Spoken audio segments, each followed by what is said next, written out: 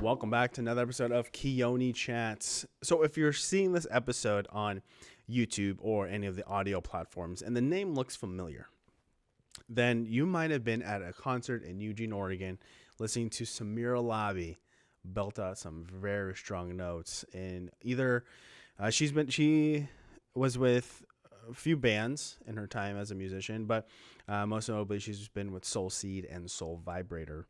So what was funny is, like, as soon as I found out that, so I worked at the student newspaper, the Daily Emerald, which is the University of Oregon's student-ran newspaper. And I remember looking at a cover of an issue about to publish, and it was Soul Vibrator. I just remember seeing it and being like, wow, that is quite a name. That's a statement name right there. So yeah, it was fun to make that connection and then talk about it and just talk about her journey into music, because she didn't plan for this, but yet she found a route to something that she didn't know she could excel in. So I thought that was a really great story to try and dive into, and I hope you as well enjoy diving into that as I the conversation, it does kind of flow, but also it's like we hit a lot of points.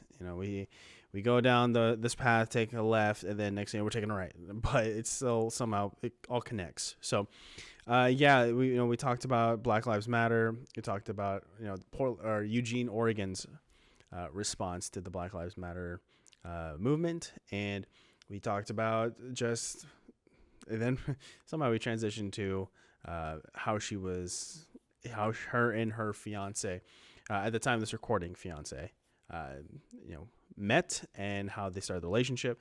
So that was the fun part of this interview. It was just trying to find a way to connect all of these different things I knew about her through my research, and just hear about it and just learn more about it. So I hope you enjoy learning more about Samira. And if this is your first time checking out the Keoni Chats podcast show, welcome.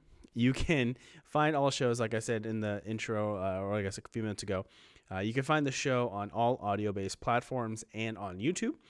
Just search Keoni Chats. I am not to that point yet on YouTube where I can have my own URL, but I'll get there. So, if you would like to be in the loop when episodes are released, then you can follow KC Media on social media. So that would be KC Media 13 on Instagram and Twitter, and then Conluke Media on Facebook. So follow and subscribe, and that way, it'll pop up. It's still a bi-weekly release show, so I don't expect another one the next week just because I did that. Not looking forward to ever doing that again because that did burn me out pretty quickly. So check that out. And then if you're watching this on YouTube, you'll see in the lower right hand corner a little tag for KeoniConlu.com, KeoniConlu.com.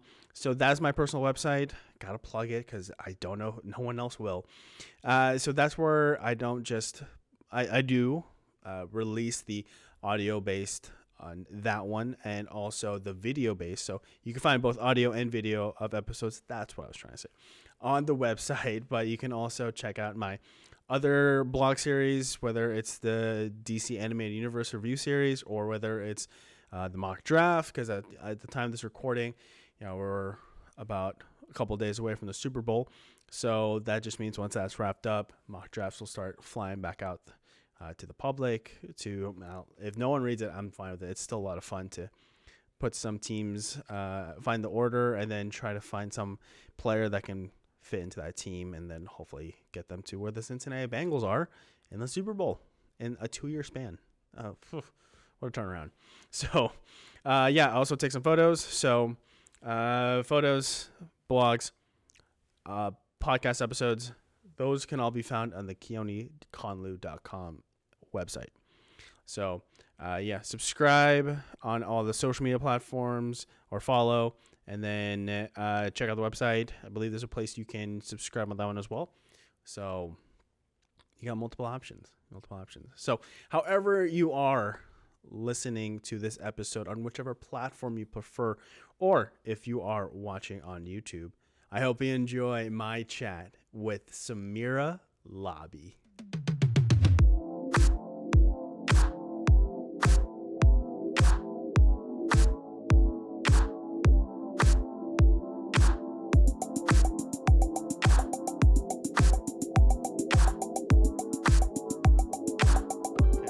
I wanted to try something as we get this interview started. Okay,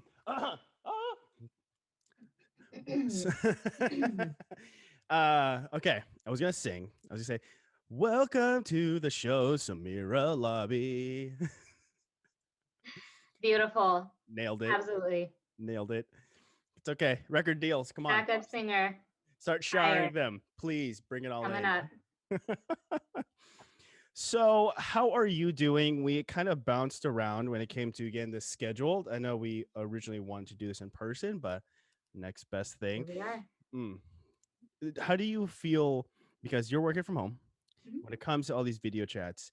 And do you feel kind of this like pent up energy of like when I go see people, I can just come out like a cannonball, or are you just kind of like I'm good? I'm good. You know, this is something that's so different for me because if you ask a lot of people, they'll tell you, oh, Samira's such an extrovert. Samira's so social, la, la, la, social, social. She's not shy. However, I have really loved being at home. I have loved the slowdown of COVID-19. I've been saying there's a lot of really shitty things that happened during this time, but Mm-hmm. it is also a blessing in disguise. I mean, being able to be at home has been great. Also, working from home has been great. My whole team that I work with, I have one coworker who lives in Eugene, and that's as of like 2 or 3 months ago, so it's still very new. Mm-hmm. That it didn't really change that much for me because we're all over the place anyway. On top of that, I would say that working and being on video is something that I do normally, even if it isn't the pandemic, because I'm a recruiter. So I do video interviews with people all over the country for Wayfair. And so it doesn't feel that different. What Mm-hmm. does feel different for me, and I've noticed this and I like had to talk to Alex, my fiance's mom, about it, is the beginning of COVID, we started doing like family Zooms. So like we would check in with each other and we kind of did it like once a week for an hour or two, and that was really hard for me. I can't tell you exactly why. It's all these people that I love, but it could have been because of all the other things I was going through because it was COVID times. And then, like, I just really struggled with sitting in front of the camera talking with family. When it came to work, it was like, this is something I have to do. And that had a different experience for me. But even with my friends, if they've wanted to do Zoom stuff, I've told them like I cannot do it for more than 30 minutes. So it's a thing. This, I think it depends on what I'm doing. I just want you to know you might be here for an hour and a half. So, I can handle that. okay, just making sure.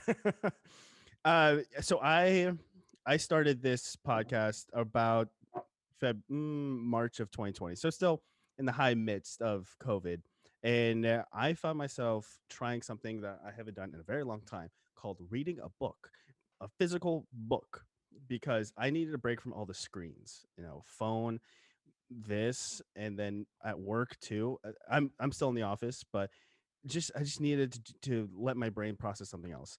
Is there something that you find yourself doing that kind of either rehashed up from your younger days, or maybe something that you are discovering yourself trying for a first time? Yeah, when COVID hit, I stopped playing music, which was a big deal. That was something I did all the time. And I had rehearsal every Tuesday for the last 5 years.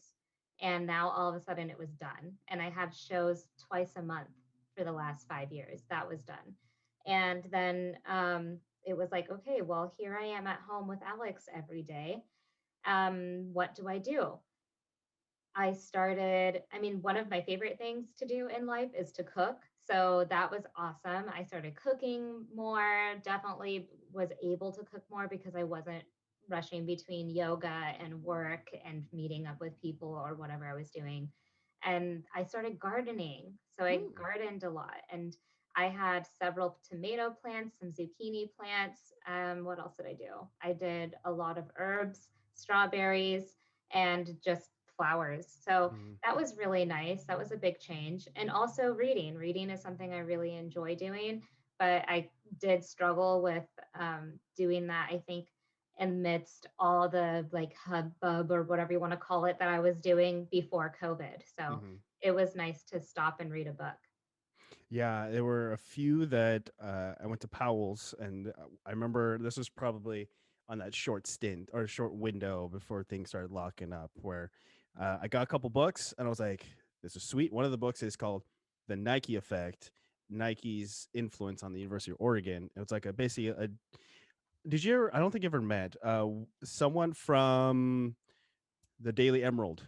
He's a great reporter, and he actually got cited in the book, which is like, whoo, I know this Nice. guy. Uh, Cool. so that was the first book I read. I was like, part of my curiosity was like, okay, I love University of Oregon because I'm alumni. Also, I love Nike, but I know Nike has a bad past. Let's figure out some more. Did you find yourself being more curious about the world as well? Well, politics were really big at that time. Oh God, And yes. it was really uncomfortable. So going to the journalism school, I got really into politics, but I wouldn't say that it was in a very productive way. It was Mm-hmm. really in a very angry way. Along with that, I had some issues of like where I was getting my sources from. Like, I didn't think about sources. I went to a journalism school where we always talked about how important sources were, but I was just watching.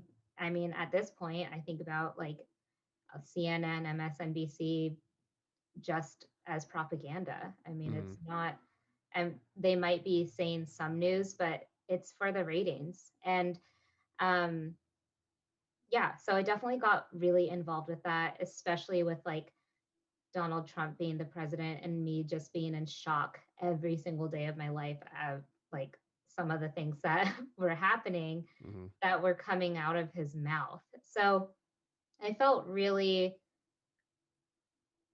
I don't know how I felt, but I did start to pay attention to the world a little differently Mm-hmm. because I started really criticizing or feeling angry about how things were going.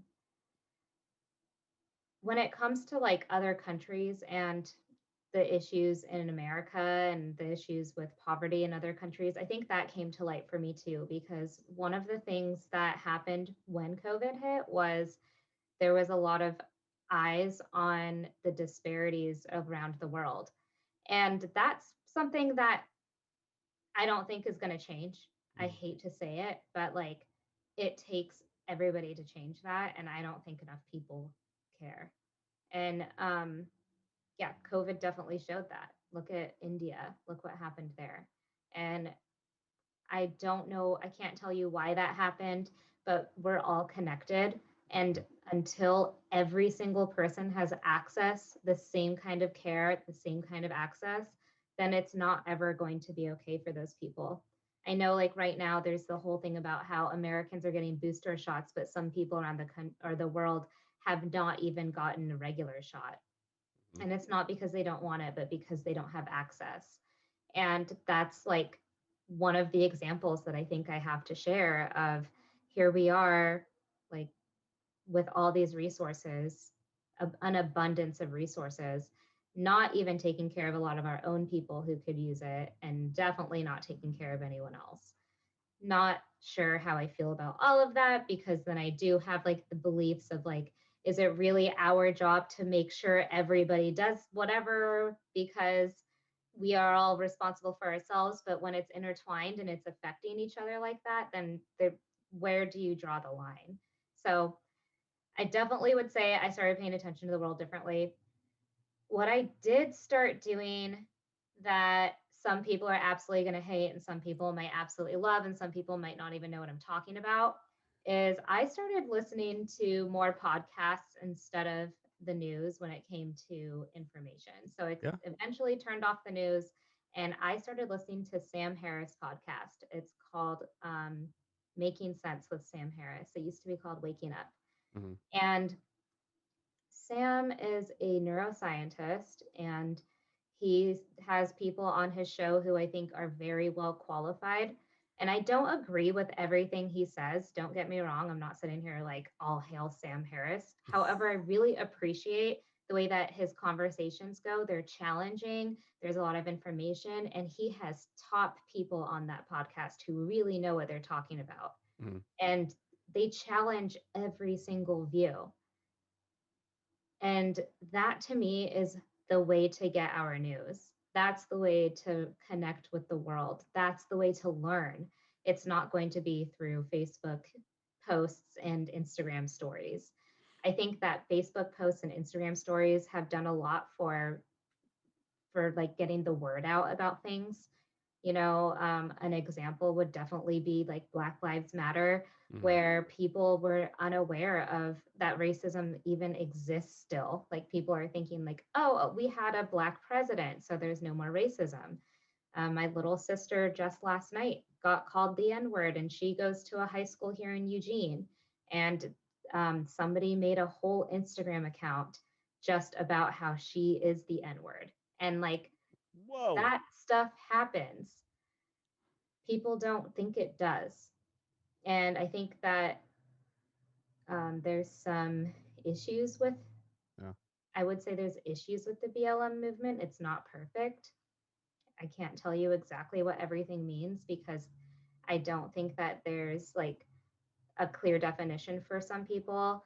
I absolutely feel confident sharing this and saying this to the world, but I know some people, including maybe my little sister, will not like this. But I don't believe that all cops are bastards. I think that is not true at all. And I have friends who are cops, and I absolutely appreciate the work that they do. They have to see the worst of the worst.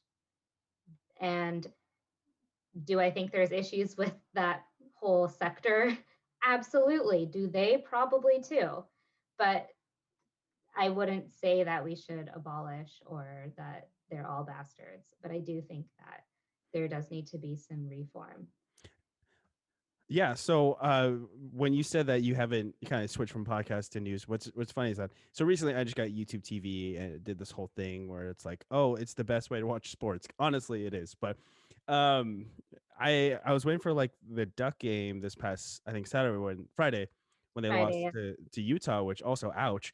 Um, and then I was watching the news for like a little bit because it obviously was like a couple minutes before the game was supposed to start. And then I was like, oh wow, I haven't seen the news in forever and or watched live TV in a very long time. So I was just like, this is weird. But yeah, when it comes to podcasts, I hope that my podcast comes on your list if you need a little bit of a break from just with this being a different format than the Sam Harris and or like Joe Rogan's or the other kind of podcasts in the world where they express their opinions.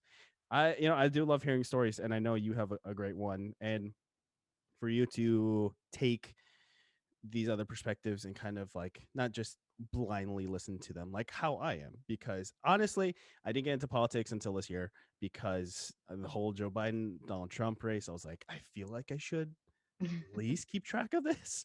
So I honestly I don't know what to think when it comes to politics, but when it comes to what I think is right, what I think is wrong, when it comes to that whole just Trump presidency, I really thought it was a joke for a long time. I was like, this is not really happening. Come on now, guys. It Oh was my, hard to wrap our heads around for sure. yeah, yeah. And But so, that was the reason why people liked it because it was so different. yeah, And I get that. I mean, our system is not, it's not doing us any good. I mhm, understand wanting change. I understand thinking we should have somebody who's not like a regular politician because all politicians lie or they have a motive or blah, blah, blah. But is that the way to do it? I would say no, probably mhm, not. It's probably not somebody who really causes so much division. mhm, Like we need somebody, and I'm not saying that I would say the same thing about Democrats. Like I'm not yeah, sitting here saying like, oh, it's a Democrat Republican issue.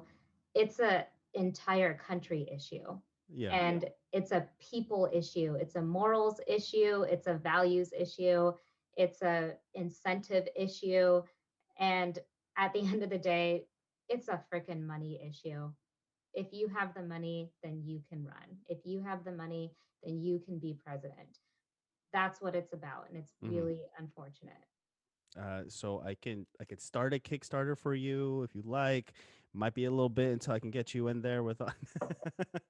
Not my I'm thing. good. I'm good. I'm good. Uh, Yeah. what was Eugene's response when it came to the Black Lives Matter movement? I mean, Portland has its own thing, which I'll ask you in a second. But what did you see when it came to just that whole movement down Eugene? It's what's I spent time there too, so I know that the core of it near campus can be very one-sided. Then you go out of the campus area, it can get a little questionable. I wouldn't say that I was really involved. Mm, There were a lot of people who are much more involved than I was. I didn't have the capacity to be involved. Um, it wasn't because I didn't want to be, but I didn't think it was safe. yeah, that's a good point. So I wouldn't say, I mean, like I went to one march that was the first one that we ever did, and it was during the day from the courthouse to Alton Baker Park, and it was so fun because it was the first time I had seen so many people in so long. Hmm. But that was all I did. However, I think the response overall, there was a lot of division again. It felt uncomfortable going to the store. I Hmm. remember sitting here and saying, "Hey, Alex, will you go to the store? Because I feel uncomfortable going to the store because people look at me and they think they know exactly how I feel. And like, I just don't, can't do it right now." Hmm. And I think that might have been my personal opinion. I think people in Eugene were trying to find ways to understand and to feel better for the Hmm. most part. However, we also are like right next to, I mean, Eugene's mixed. Hmm. We're right next to Springfield. That's a little bit different than Eugene. I don't want to say that why or how, but they're different. And because of maybe the demographics, there's just different values or different ideas. When it comes down to race, I think the most significant thing is fear of the unknown. Hmm. And I always remember, and I think I said this recently, so you might have heard it, that I had a I had a really amazing manager when I worked at Starbucks in college who I just absolutely adore. I called him BME. Everybody knew because it was best manager ever. And I still think he's the best manager ever. I loved him to death, still do. And he was about to have his first baby. And he said to me, "Samira, I'm so worried about my child, like, not, I don't know, something about like being worried about his child being racist or like Mm. treating people who look differently than him different." And my manager was from Medford. And he's like, "What do I do?" And I said, "Haha, I love that you're asking me, your only Black friend, that." Mm. And I mean, it was totally fine. But I said, "You know what my parents did that I think really helped me is they had so many friends who looked different than they did and had them over for dinner. So think about who you're hanging out with, think about who your kids see you with, think about who your kids' friends are, and think about who you're bringing to the dinner table." And that was something that I have carried with me forever, ever since then, which was Mhm. only like 10 years ago, because that's the way it is with fear. If you don't know somebody who looks like something, then it's uncomfortable. I mean, it shouldn't be, but I think that it is for people. That's another thing though, because then when you do know somebody who does look like someone, or some people do this, where they know somebody else who looks like somebody else, so they'll assume that you probably know that person too, or something, or mention that they have this friend. And I'm totally going to throw my dad under the bus, but he had my dad has been around the world 2 times. He never made it to South America, but he's been everywhere else. And my dad was white, and he had a friend at the gym named Craig, and he'd always be like, Samira Naima, that's my sister Naima. I'm hanging out with my black friend Craig today. Oh, dude. It's my black friend Craig. Oh. My dad is in his 70s. And I was like, Dad, how would you feel if somebody was always like, how's your black daughter Samira? And he's like, it's great. Isn't it awesome being black? Oh my gosh. It's oh cool. I want people to know that I have diverse friends. I'm gonna mention that he's black. And I was like, oh my gosh. Sometimes it feels like just a status update, like a Facebook status update. And it's Yeah. like, okay, Facebook is still relevant, but not as relevant as it really once was. But uh, so as you were telling the story, there was something that I've interviewed, I think, for black people, and there's something I always forget to ask. So when it comes to people asking you or saying to you like, I don't know how you feel, I'm sorry, what is something you wish they would say? What is something you were like, you know what, I'm tired of hearing this, I wish they would just say blah blah blah. Okay, the thing I'm sick of hearing is, I know how you feel. I'm a woman.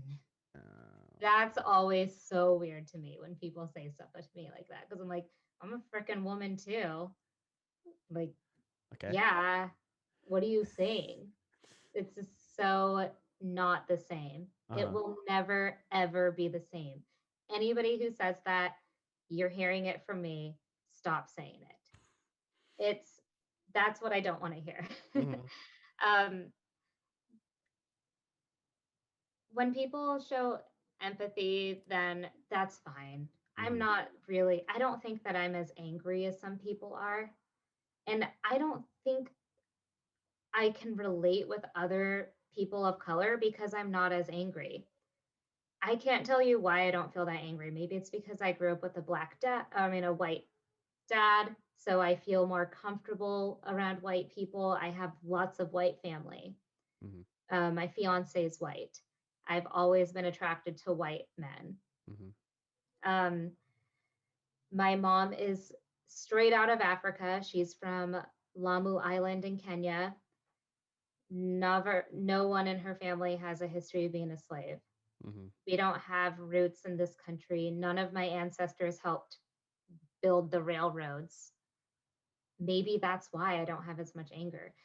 I have a lot of anger for what happened. Hmm. I think it's total bullshit and it is sick. And I think there's so much systemic issues that are still engraved in that. However, I would definitely have to say that when I sit down with a group of people of color who do have this totally different history with this country than I do, they have a different anger than I have, and I will never claim to know how they feel. I will never say, I'm black too, so I know how you feel. I don't. Hmm. And so I I think that's something that a lot of white people don't understand. A lot of white people don't understand that I don't have that same connection. And I think that I make the assumption, I don't know this for sure, but I imagine that there's probably some Mexicans that can relate with me of their parents crossing the border to bring them here, but some Mexicans have been here for centuries and it's Hmm. just, I mean, they don't have to worry about DACA and stuff. So I don't know. That's definitely a different outlook. Hmm. I wouldn't say that there's anything specifically when somebody's like trying to show empathy that I don't appreciate. I don't appreciate when people act like they know how I feel because of something that they feel like is relevant. I don't think that we can ever say, I know how you feel. That is what pisses me off. Yeah, unless you're both at the event at the same time and standing next to each other and both read each other's just like body motions or body reactions to whatever's going on, then you can say, I know how you feel because you have that shared experience. But still, It's a no, shared no. experience, Yeah. but emotionally, there's so much trauma within Yeah. each person. Yeah. And something that my mom has said to me that any woman who's not a person of color probably didn't have their mom say. My mom has said things like, we have to have a nice yard because we're the only black people on this in this neighborhood. You Mm, have to do good in school because people probably don't expect you to do that well. Things like that. Don't get in trouble or don't cuss because your teachers might expect that out of you. Things like that. Do you think that that just goes away? It sticks with me. I'm 29 years old and I remember all of that. mm-hmm. And I would do not blame my mom at all for anything. Nobody is perfect. Nobody knows what to do. Being a parent is probably the hardest thing on this planet. But when I think about if I'm going to say things like that, I don't think I will because Oh, I think that does kind of feed into the division. mm-hmm. And but I think it's completely valid to share with your child. I mean, it makes sense. Like some people are worried about their black sons getting shot, or being targeted. Totally makes sense to me. So Do you you want might tell them something along those lines. Do you want kids? I mean, we should. I mean, if we want to bring Alex in for this part of the interview, that's fine. Do you want kids? That's such a good question. I used to be like, I need a basketball team. I want 5 kids. It sounds so fun. Oh my gosh, You 5 kids. basketball. Think about it. We'd have great big Christmases. And Alex is like, do you know how much that costs?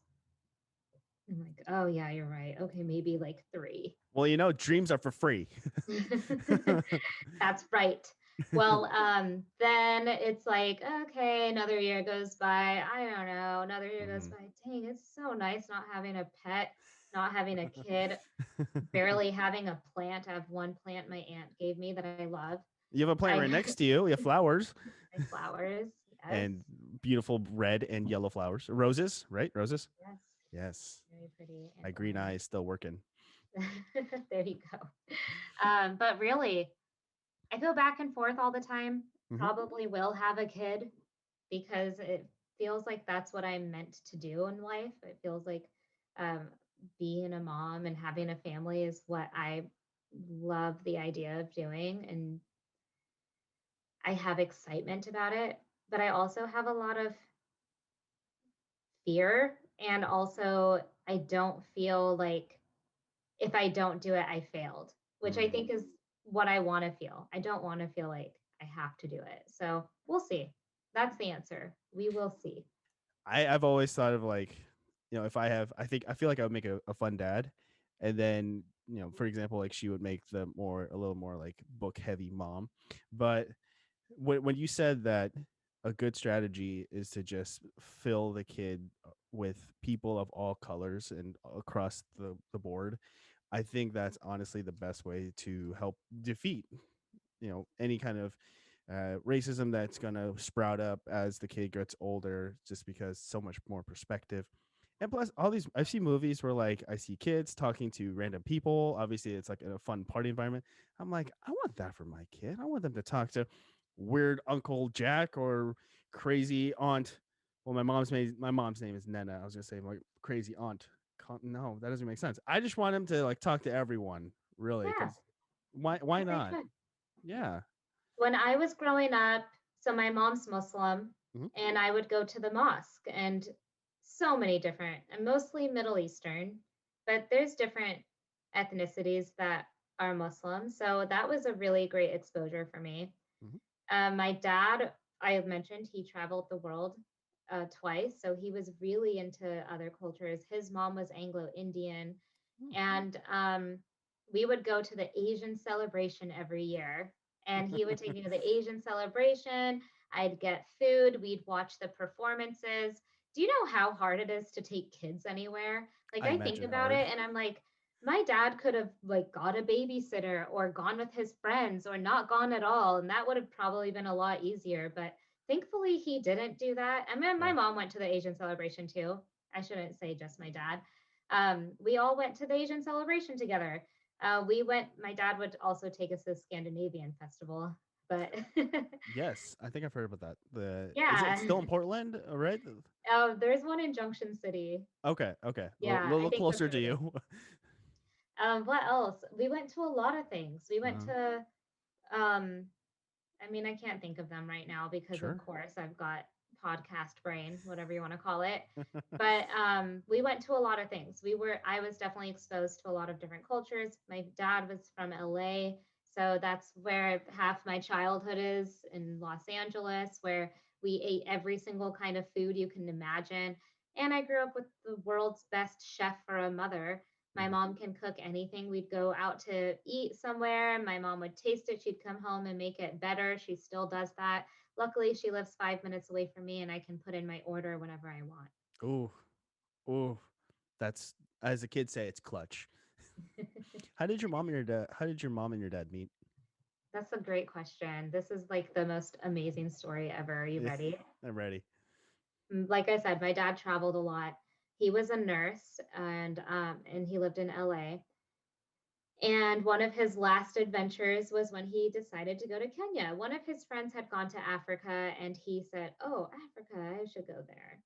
So he did some research as he did and bought a book about Kenya and he decided to go there.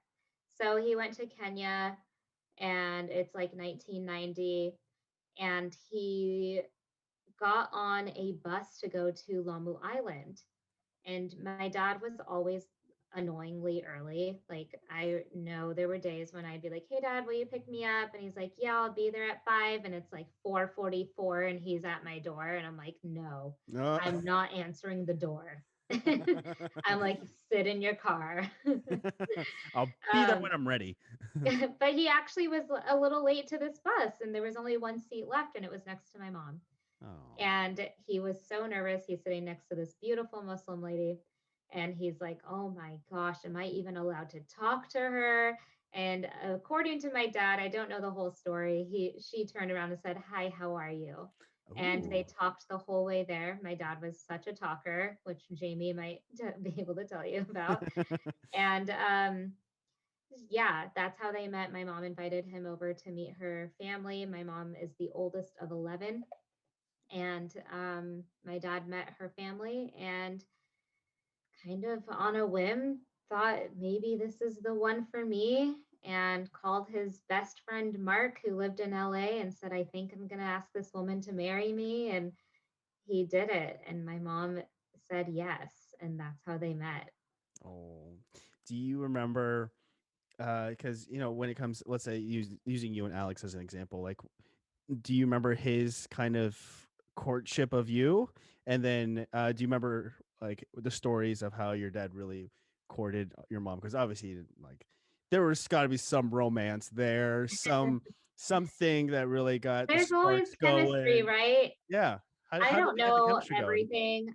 I don't know the nitty gritty details of my parents, besides kind of like the amazing story of how they met Hmm. and how they talked and how my dad spent time with her family for a few days. And my grandpa was and what's it called? Knowles leader in Kenya, Hmm. or at least in Matandoni. And I don't know if you know this, Knowles, I think it stands for Nature Outdoor Leadership School or something. Okay. And it's like lots of British boys would go and they do this 3 month adventure. So my mom grew up around white men Hmm. and spoke with them in English all the time. So her English was really good. Um, and so that just felt really, I think, normal and comfortable for them. But anyway, um, when it comes to, I think, the courtship between Alex and I think that was really all me. I'm the one with all the game. I've got hella game. So was there something like you've noticed that he likes that you kind of latched on? Because I believe he's also musician, so you two have that in common. But that's not the only way you two kind of got your mojo going. What was some of these other actually before you answer that, there is something actually related to your dad I want to ask real quick. So before we start recording, I mentioned that I'm taking number 2, 3 on your Samira podcast appearances, and you know what? That's okay. I'm okay with that. So you're on More Than Music podcast back in July, I believe, of 2020, right? Or 2021? 2020, yeah. 2020. Keoni Chats is proudly sponsored by Adelsheim Vineyards. Adelsheim is a winery based out of the Pacific Northwest since 1971. Founders David and Jeannie Adelsheim wanted to open up the winery and make world-class wine out of the Chehalem Mountains.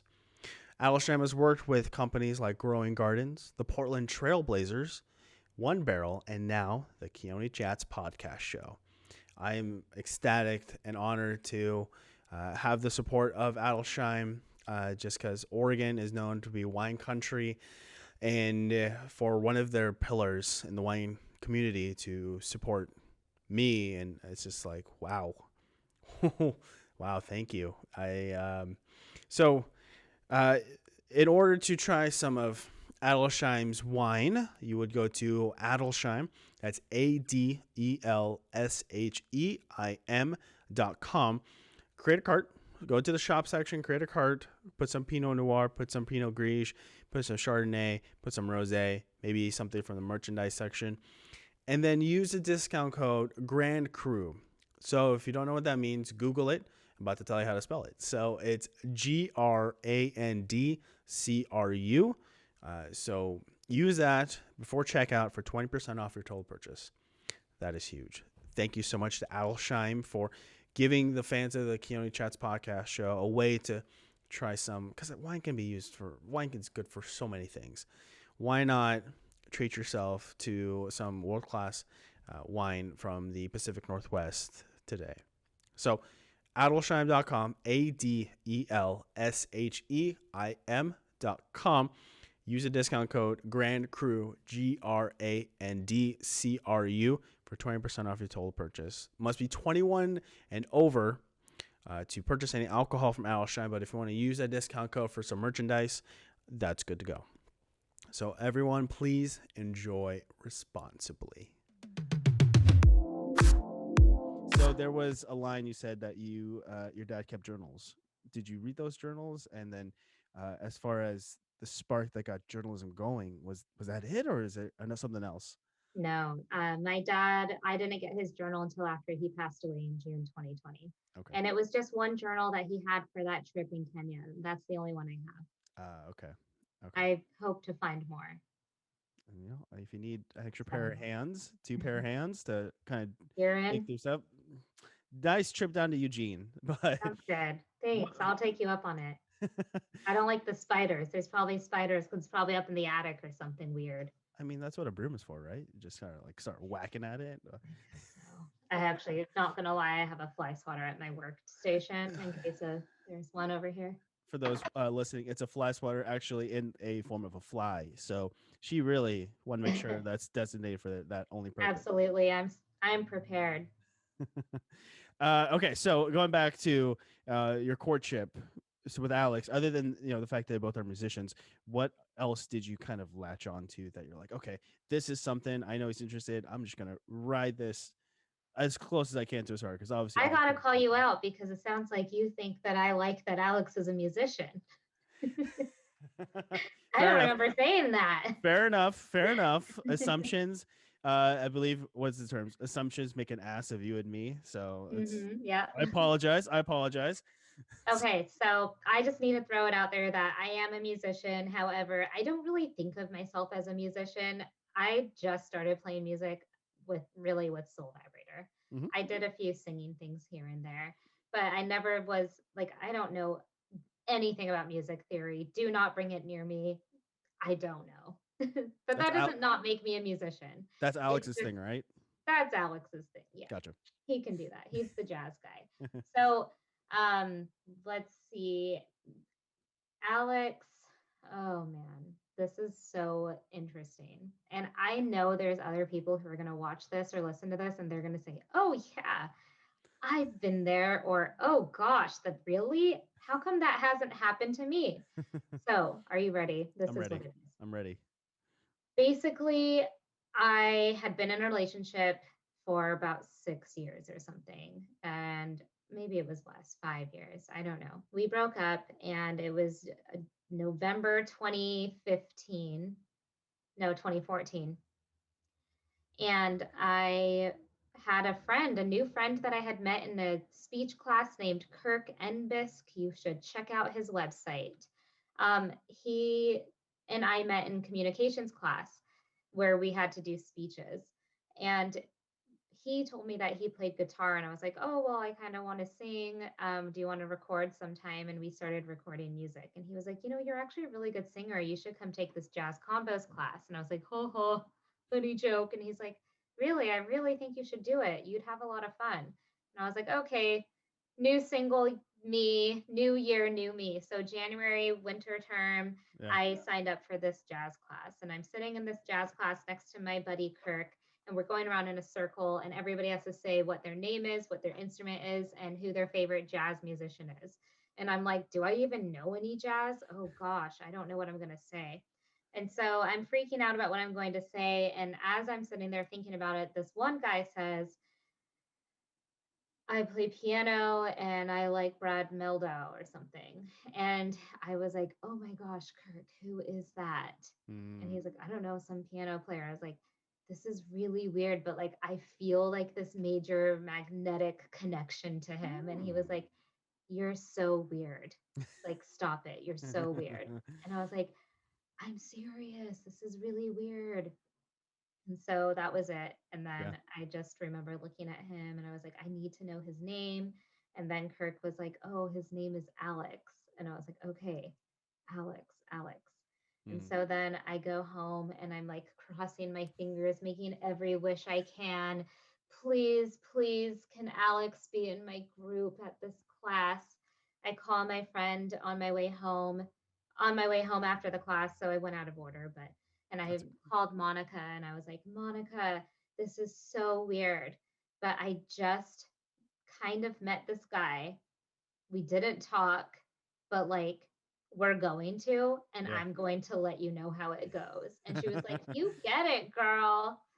And then I went back to Jazz Combos in a couple days. We got assigned our groups, and Alex was put into another group as a piano player. And I was like, "Ah, shoot, I guess that's not happening." Hmm. And then I was like in the last group, and we needed a drummer. And my teacher said, "Hey, Alex, you want to go play drums in that group?" And he said, "Yeah, sure."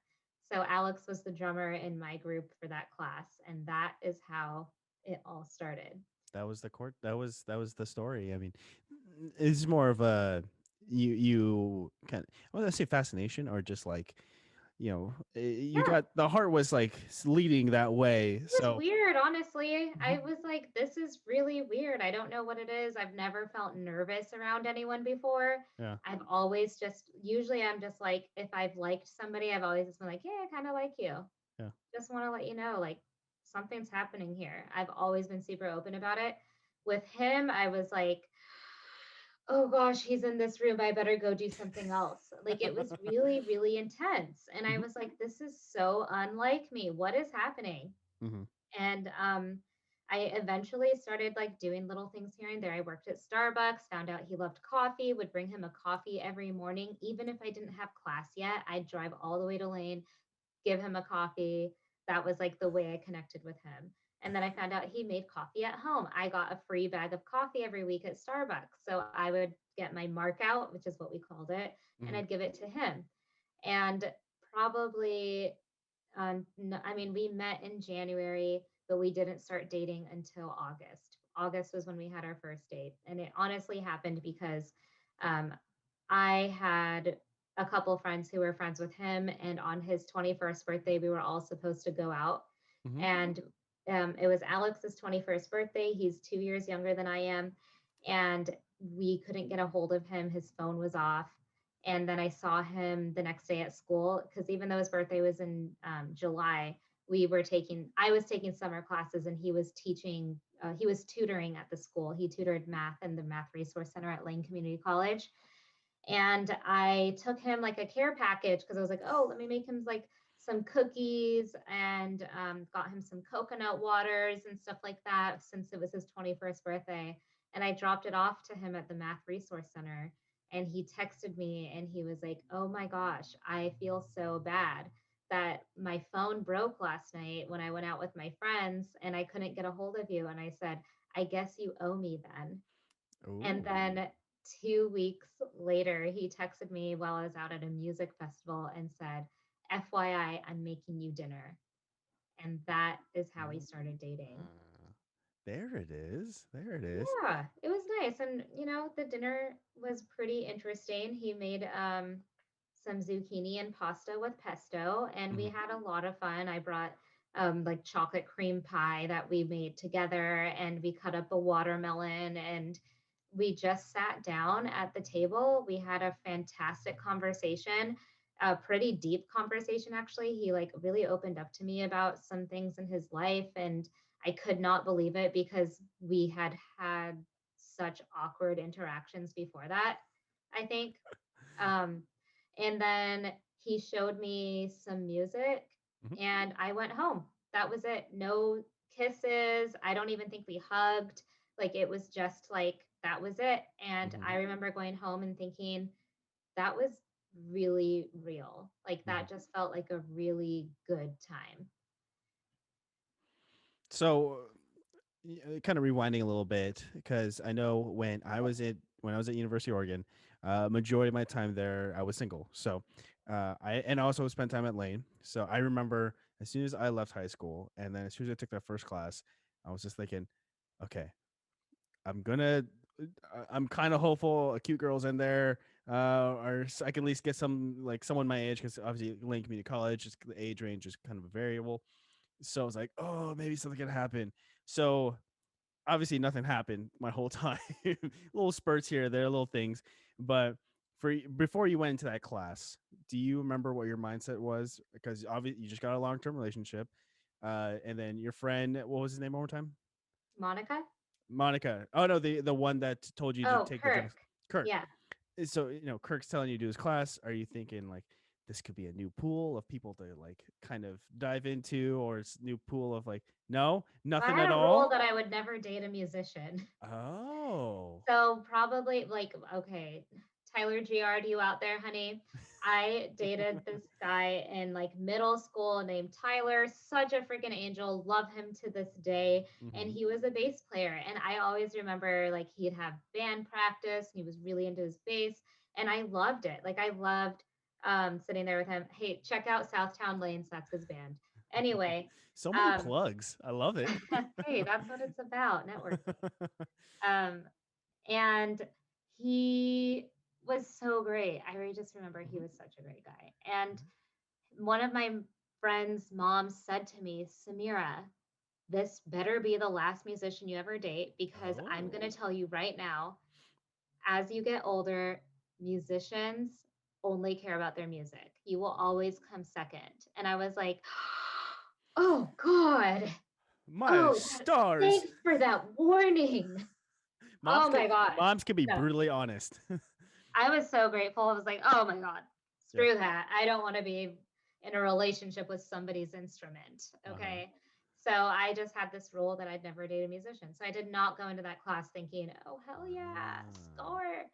But I also remember going into like that whole time of my life thinking, if something happens, I'm just going to let it happen. Yeah. Because what is, what am I going to do if I'm always like, I'm not ready? I'm not ready. Like, Mm-hmm. I don't have that same belief that I think some people might have. But I think a big part of that is because I was at a place where I wasn't like in a very transitional, like hard place. It was just like, okay, that relationship's over. And now I'm by myself. And now I'm just going to do my thing. And I did because me and Alex didn't start dating till August. So it was a good probably, I mean, I hate to admit this sometimes, but probably about 8 months of being single before me and Alex started dating. But obviously it's fine. Everybody's journey's different. Yeah. And now fast forward, you two are set to be Mr. and Mrs. I mean, Mr. and Mrs. Lobby sounds pretty good. It's Thank you. pretty nice. I How, think so too. I've what been trying to tell him you should take my last name because I don't think I'm changing mine. I mean, that's kind of like you're in the public eye a lot. Keeping it as Lobby, that's not many people have the last name Lobby. Obviously, this is you're the perfect lobby music for with your nice one lobby. I'm really grasping at straws right now. That was great. Yeah, that was beautiful. I've never heard that one before. Thank you, thank you. How do you feel about marriage? Your episode will air obviously way before your marriage date. But how do you feel finally getting a date? And obviously, COVID times did push things off. How was it trying to plan all that? Well, we actually just got engaged in July, so Never mind. very new. Yeah. Yeah. Um, if it were up to me, we would have gotten married within just a few months of meeting each other. I think that within Mm. 2 months of meeting Alex, knew that he was the one I wanted to marry. Hmm. And I always say that I feel like I knew that because my last relationship I was in was pretty serious. We were really serious. I thought that maybe we would get married. I was really young, like we started dating when I was like 16. Mm. But we were together until I was, I think, 22, 21 or 22. Okay. And I mean, there was a lot to go through between those years. I mean, a lot. Yeah. And so I kind of feel like I had a really good grasp on myself. Probably not as much as I do today, and I don't as much as I will tomorrow, but I did have a pretty good grasp on things. Alex has taught me so much more about myself. I cannot thank him enough. But yeah, Hmm. I remember feeling really confident about Alex really early on and absolutely told my dad, yeah, absolutely love this man. He's so great. Yeah. And my dad was like, me too. I want you guys to get married tomorrow. I was like, well, yeah. I was like, we're just gonna have to wait till he's ready. And yeah, he Yeah. was ready for probably a while there, but then COVID happened. And then, we went through like a major transition in our relationship too, which was really good. Like Hmm. it was hard because it was when I quit my job, COVID happened, I wasn't playing music, and then my dad passed away. And this was all like within between March and like let's say October 2020. Hmm. And me and Alex had to take some space and it was really healthy. Like it makes me think, oh shoot, taking space after being with someone for several years is actually a really good idea before you get married. Mm. That's that does make sense. That does make sense because you're gonna share a home. Your lives are gonna be forever intertwined. Of not gonna say if anything happens because You that's never know. don't even put that. Yeah, you never know. So that I remember. Oh, so that's where my thought was going to go. So, with Jamie, we always make sure to have our own solo days just to, reinforce the fact that we are still individuals and we are still our own people, but we also really enjoy each other's presence. So, when you knew that, obviously the idea grew, 2 months into your relationship with Alex, but the idea of also like you're losing your kind of independency, did that freak you out at all? And then there's another follow up. No, no, wow. No, I felt excited. I think something that was really big for me, that was a major lesson in our relationship. If you ask a lot of people, they'll tell you me and Alex moved really slow. Hmm. So we were together officially like October 2015 is when we went Facebook official, Oh, but we had been dating for several months before that. yeah. And Alex was really big on space. I mean, we didn't move in with each other until we had been together for 3 years. Wow. So, and that was Alex. I wouldn't say that was Samira's idea or our idea. I think it was mostly Alex.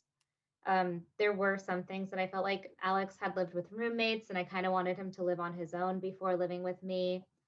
And that was just like a personal thing that I felt like would be good for him because Hmm. I know that he needs space. And I thought that would be good for him. He's really introverted. And one thing I absolutely love about him is his introvertedness. He's so amazing with the time that he spends by himself. Listen, there's a few people in this world who don't understand that you can do a lot of exploration sitting at home. You don't have to leave your front door to explore. You can explore so much within yourself, so many possibilities. of how things work. We have the internet at our fingertips, quote from my dad, that you can learn anything. We have books that you can learn anything. There are endless skills that we can learn. And I'm totally the kind of person to be like, oh, I'm just going to go out with my friends. I'm going to go out. I'm heading out, going out. And Alex is like, oh, I think I'm going to learn. I think I'm going to touch up on my French.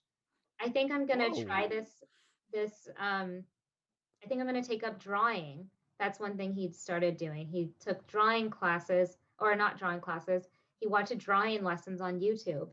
Um, but the most amazing thing that he's done that I just cannot wrap my head around is he's taught himself Python. He has the Python language. Like, is it like Harry Potter and Very funny, Keoni. well, I mean, like, Python's a snake, so it's like parcel tongue. That's it. Python is a coding language. Oh, so it's not actually to do with the animals. No, Alex has the ability to create applications now because he has taught himself to code. He's Dang. amazing. He's so Wow. intelligent, and I'm just so fascinated by the way he chooses to live his life. Yeah. And very inspired by it. It's so different than me. I don't sit at home and think like, oh, this might be a good time for me to learn how to do this yoga posture. I'm just going Mhm. to go to a class. But he will work on any type of skill. You can name it, he will try it. And I love that about him. Mhm. And so when I say the thing about exploration, I also mean within himself. I think that he is so he's way more mature than I am. I will just throw that out there. But a big reason is because he's so well balanced in or well versed in who he is. He is so good at like having soft conversations with people. He doesn't think he's good at this stuff, so whatever, but he is. Anyway, I could go on about Alex forever. Well, I mean, obviously, it's the perfect match for you. So He heading balances me out. once you kind of picked up your jazz musical career, did he also play drums with you, kind of in the beginning at all? No, nothing. He's a piano player, Oh, but he did play jazz drums in that jazz combo class we were in. And jazz is cool. I like it, but it's not what I do. yeah. I'm loud, I'm funk, I'm weird. I do I I'm lively. And I think Yeah. jazz is super lively. Alex has taught me how to appreciate jazz. I think before I was like, oh, there it is. This sounds like jazz. But now when I listen to jazz, I have the jazz ear. I mean, first of all, I took a jazz class at U of O with Alex so that I could understand it better. That's what you do. Yeah. Oh yeah. Yeah. And now I understand counterpoint and Mm. I understand um, a lot more about music in general. And it makes me really excited, but it's not what I play. Yeah. And so w- as if you look up Samira Lobby in Spotify, just based purely off this episode, you will find that she's attached to Vibrator. You'll see that she has an episode on More Than Music podcast. So there, I listened to. There's an album I listened to that had a song on it. The name of the album is blank, but it has the song called "The Lizard King." Uh, That's yeah, that's a soul vibrator song. Soul Vibrator song. So as I was listening to that song, as I was driving around doing some errands, a question popped in my head. I feel like there's a good story that it gets told with the type of music: soul vibrator, jazz, reggae, a little bit of reggae, some funk. No, no, Funk, yeah, yeah. more funk. Okay, uh, there was a story that was getting told during as I was listening to that song, and then there's that story in journalism. So when it comes to your kind of fascination with those multiple genres you're going towards, does your journalism brain kind of peak a little bit? And you're like, oh, there's a little bit of a story here in this song, and there's a little bit of a fun little melody and little Good fun little. question. Okay, So so I feel like I need to say sure. when I went to the journalism school, I went for public relations. Oh. Okay. So I have a focus on PR. And I picked that because it really fit my personality. Hmm. I'm a networker. I love people. I'm a relator. I've done that strengths finder test. I'll tell you right now, harmony, relator, woo is my number one, winning others over. Hmm. That is just like literally public relations right away. Okay. However, the writing part, like count me out. I'm not a writer. Ah. Okay. A reader, yeah, sure. Yeah. But I don't think that when it comes to journalism that I'm really big on the journalism part. Okay. That's fine. I Yeah. mean, you're not alone in. I mean, that's why they have a whole department of, or a whole like sector of journalism is public relations.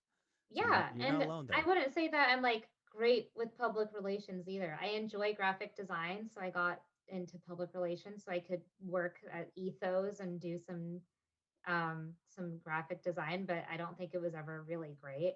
Hmm. My best friend Dahlia Bazaz went to the journalism school. She graduated the same year you did, actually, I, and I she I was had short experience with her, so, oh, okay, yeah. because I saw She photos of her, you and her, and I was like, I know her. Yeah, you do. Lucky you. Well, she was the editor in chief of the Daily Emerald back then. Mm-hmm. And we had talked about doing not jazz, journalism for a while when we were younger. And so when I was going into college, I first actually went for physical therapy. I was like, oh, hell yeah, I want to be a physical therapist. That'd be so awesome. I love health. I love life. I love bodies. Mm-hmm. I want to help people. This would be great. But then I found out I'd have to be in school for like 8 years. And I was like, no way. I'm not going to Yeah. school full time for 8 years. Yeah. Count me out. So, sorry, Mackenzie Willamette, for giving me that scholarship. And I didn't use it towards physical therapy. I think they'll let it go. Statute of limitations and all that. Then I changed to psychology because I was like, my mom had always told me you'd be the best therapist. You should Mm. be a therapist. And I'm like, okay, I'll try psychology. And I don't know. I changed my major a whole bunch of times. And then by the time I got my transfer degree at Lane, like 6 years later, because I didn't go full time, I was like, you know what? I think that I'm just going to do public relations because public relations seems to cover or seems to fit my personality. And at the end of the day, I'm going to focus on my strengths. Mm. And my strengths are I'm a relator, I work well with people, I can work in a group, I'm happy to do like the public relations work. So I wouldn't say that I picked my degree because I was super passionate about public relations and journalism, but more of like I just need to figure something out so I can graduate because that's what I'm doing is going to school, so I just need to finish. Yeah. Which is something that me and Alex have had different ideas about when it comes to school because he has a degree in jazz studies. And I remember saying to him when we were in college, what the hell are you going to do with a jazz studies degree? Good luck.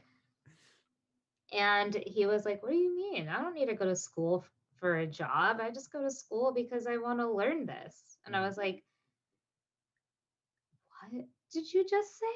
I could Right. not believe it. I was like, called my sister, what the heck? This guy's crazy. Who just goes to school to learn? School is all about figuring out what you're going to do with your life Yeah. next and setting you up for a career. And I just thought he was absolutely bonkers. And now I absolutely value that he had that perspective Hmm. because now that I have graduated and have a degree and don't use it at all, I think about how nice it would have been to go to school for something that I was honestly really passionate about, which when I think back on it, it would have been like 3 p.m., which I think stands for public planning and policy. Yep. My brother got a degree in 3 p.m. actually because he was at University of Oregon. I think when they're rolling that program out, so he was one of the first ones. Oh, So cool. that Yeah. I did some like when he got that degree, I was pursuing it. I definitely wanted to support him. So I was like, I'll recycle. I'll do all these things to help the earth. But I Right. never knew much about 3 p.m. Also. I don't know that much about it either. And to me, the idea of 3 p.m. is just helping you be a better human, being like aware about all of the stuff that happens so that everything can function, Yeah. our lives can function, our world can function. Wouldn't that be good for us to freaking know? I wouldn't say that like I want to go into 3 p.m. or I want to go into public planning or policies. No, but that would have been a really cool thing to really understand. So Yeah. um, that's the thing that I think about. Now, look at Alex. He's taught himself how to code. He's probably going to be able to get a job as a data analyst or engineer eventually, or maybe he'll start his own company or make his own app. Who knows? But like, it, it's not about what you go to school for anymore. It's the fact that you did. And so I think that that's why it's important that if you're going to spend thousands of dollars on school, to do it on something that you're passionate about. That's true. I mean, who knows? By the time we're done talking, he might have learned Latin or It's something, true. or Yeah. he he might have helped Apple develop a new iPad or something like that. Please, that would be a dream. He could. I definitely believe he could do it. Oh, see. So you said that earlier. You said that your dad is used to be when he went to Kenya. He was a nurse at the time, and then now when it comes to supporting Alex or just being as politically and how voicing your political views, as you want to express them, that does give me some sense of like support, caregiving, kind of like want to like make sure the world gets a little better. Now, does that ever get exhausting? Do you ever just like I just want to like try and shut my brain down, or are you just like you Yeah. always got to go voice some things? You got to always be go go go go go. I have a problem with go, go, go. I'm Ah. Samira the overdoer. So I mean, before COVID, I said yes to everything. After COVID, I barely show up. It's been fantastic. I pick and choose what I want to do now. I have so much more balance with things. And, but I mean, I've really cut back my consumption of media, especially now that I'm planning a wedding. It's so easy not to get stuck in media stuff. I just look for wedding dresses, what flowers I'm going to have, what do I want things to look at, the tablescaping. I Hmm. mean, I have so much on my mind now. My dad was in the Vietnam War. He was a veteran. He was a chief medic and he flew in the Huey helicopters, which there's one over here at the Eugene Airport. I took him over to that for Father's Day in 2019. We went there and hung out with all the World War II vets that volunteer, and it was fantastic. We had such a great time. And my dad filled me in on a lot of things that I didn't know. But after he died, I learned a lot more about him, which is so weird because he talked a lot. Maybe I just wasn't listening. I don't know. I mean, or But parents, I'm sure to some degree, we all don't listen to them. whoops, Sorry, mom. sorry. Sorry, mom. Yeah. Well, he was really empathetic.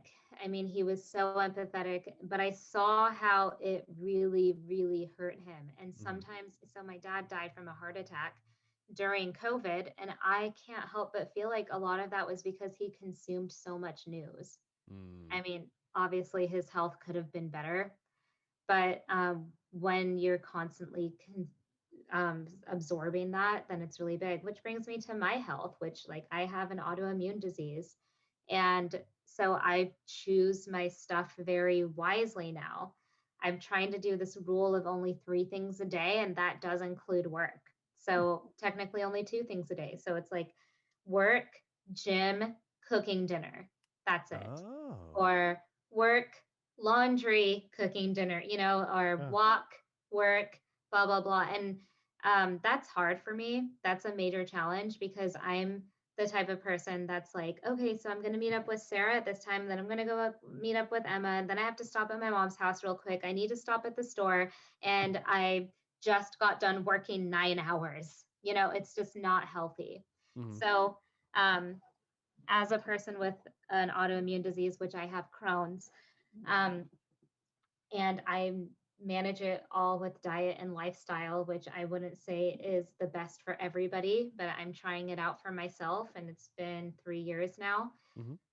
Um, you have to make major changes. And it's not healthy, I think, to be concerned about things out of your control. So I've come to this place now, especially with like wedding planning, of trying to figure out what I can control and what I can't control, and trying to figure out how to work some of that. Mm-hmm. Gives me anxiety because now it's like, okay, the things I can control, how do I control that? Or now I have to say something that might be kind of awkward or uncomfortable. Um, it's really been, I mean, something that I've learned through wedding planning that I think happens to everybody in multiple phases of their lives. Weddings, buying a house, having a baby, things like that. People have a lot of opinions and people have a lot of emotions Mm-hmm. about something that is honestly only about you and your partner. Mm-hmm. Yeah. And that's something that I've been able to talk directly with my mom about. And I really appreciate that. But I think we are able to talk about that because our family has always been really outspoken. um, at the dinner table growing up, we talked about the drama we had at the dinner table. My parents knew my drama, I knew theirs. We all talk about it together. My mom goes to work, she has a bad day, she'll call me and vent about it. Mm-hmm. So great. I totally love it. And, there were times when my dad would say, I'm sorry for burdening you with my drama. And I was like, if you can't talk to me, then you better not be talking to anyone else because I'm your best friend. And it was really, I mean, it What just, about your sister? yeah, my sister too. Yeah, okay, okay. So he can vet to both you and your sister. Okay, Absolutely. okay, all Absolutely. I right. mean, even now, my mom will text us and be like, are you guys free? I need to do a three-way call to talk about what's happening. Oh wow. Yeah, that's how my family's been. Oh. It's so fun. I love it. And, there's definitely some downsides to it of, oh my gosh, so and so always has the same problem with this person or with all these people. Maybe it's just her. But I mean, what are we going to do? Not Mm-hmm. talk about it after we've been talking about it for years? So it's been nice. I mean, it's been really nice because at first I felt a lot of pressure where I wasn't ready. I don't know what I'm doing. My wedding's still in 10 whole months. I could change my mind and not have a wedding at all at this point, and it would be just fine. I might lose a couple $100, whatever. But I think that um, what I'm realizing is I'm able to share how I feel, and it's sometimes really hard to also like work around how other people feel about what I'm doing. Yeah, And that's just a whole thing. yeah. Because My brides can totally relate to that. We have a whole Facebook group about it. so you and I are kind of opposite in that because growing up, I'm like, okay, I'm very outgoing. I want to talk to everyone. Obviously, talking to my family just seems like the easiest. It makes the most sense. So I actually had the hardest time talking with my family about deep stuff or anything that actually affects me emotionally, mentally, or sometimes physically. A weird thing because like my brother, for example, like I say I asked him like he's been dating his partner for a very long time. So I'm like, are you guys thinking about marriage? And then just trying to build up that courage to like say ask that question. That's outside of like the fun things we talk about, sports, comic books, whatever else. So when it comes to you don't feel anything like that when it comes to like bringing up a tough topic with your mom or dad when he was with you. It's tough. We're all really sensitive. So it Yeah, is tough too. And yeah, I think like when it comes to something like about each other personally, that's when it's tough. okay. But if it's like what's happening between me and someone else, it's a piece of cake. Oh yeah, yeah. Um, I feel you on the relationship stuff and like going to therapy and whatever, um, and then learning about yourself. Oh I yeah. think, Oh, it's like, oh wow, I do that, holy crap. I well, like the thing is, we prioritize all of our relationships except for our relationships with our families when we're growing up because Mm, we don't think about that as a relationship we have to work on. We think about it as, well, it's my mom. She's never going to leave and she's always going to be her. And that's the way it is. But in reality, every relationship is so important to to have a stable foundation. But mhm. how do you do that? That's something that you need. I mean, I don't think that people are being realistic with themselves if they don't think they need therapy for that. Yeah.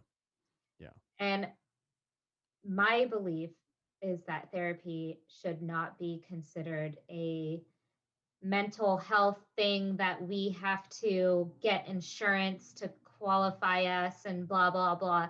Therapy should just be like going to get your nails done, in my opinion. Like, oh, I'm going to go to talk to my therapist today, be right back.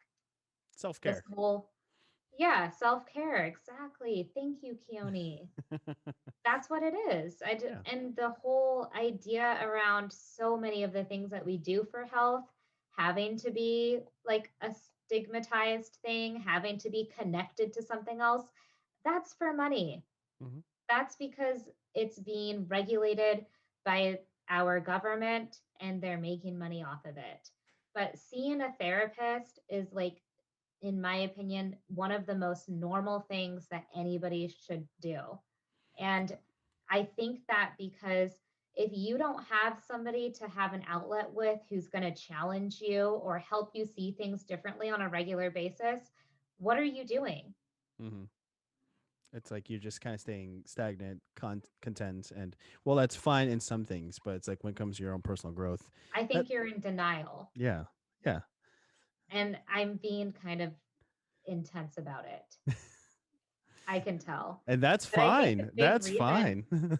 I've a big reason is because I feel really strongly that there's people that I love and I care about who don't do that, don't Hmm. make that step because I mean, a big part of it is there's a lot of hoops to jump through, but also with the idea of like, I don't really need it. I know this is hard, but I don't really need it. Or that is a big commitment or whatever. But if it was something like going to get your nails done, which takes exactly an hour, just like the freaking therapist does, Hmm. then it would be a piece of cake.